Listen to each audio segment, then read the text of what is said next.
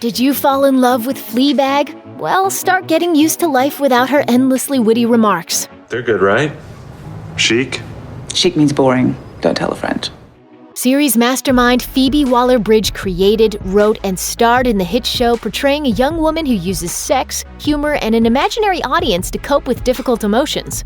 Well, Waller-Bridge just revealed that the Emmy-winning show won't be getting a third season, at least not anytime soon. Please note, in case you aren't completely caught up with Fleabag, there's going to be some spoilers ahead.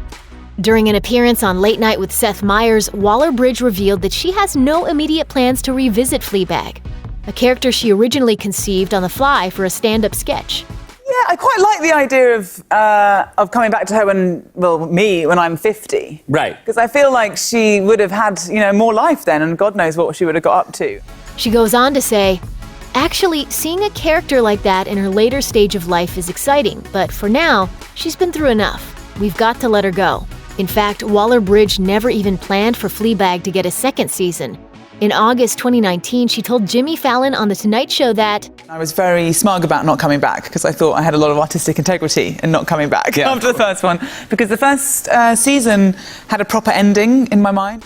based on Waller-Bridge's 2013 one-woman show, Fleabag eventually did receive a fantastic second season, which centered around Fleabag falling in love with Andrew Scott's hot priest. Since a second season wasn't originally in the cards, it's easy to believe Waller-Bridge will eventually change her mind about making a third season. While that's certainly a possibility, it sounds like it probably won't happen for a few decades. But really, it might be best if it doesn't happen at all. It's rare to find a series as well-written, funny, and moving as Fleabag, so it's only natural to want new episodes to come out every year. That said, it's also rare that a series maintains such a high level of quality throughout multiple seasons. Both seasons of Fleabag were nothing short of marvelous. The show was pitch perfect and expertly executed from the first scene to the last. A scene that finds Fleabag and the priest confessing their love for one another. No, let's just leave that out there just for a second on its own.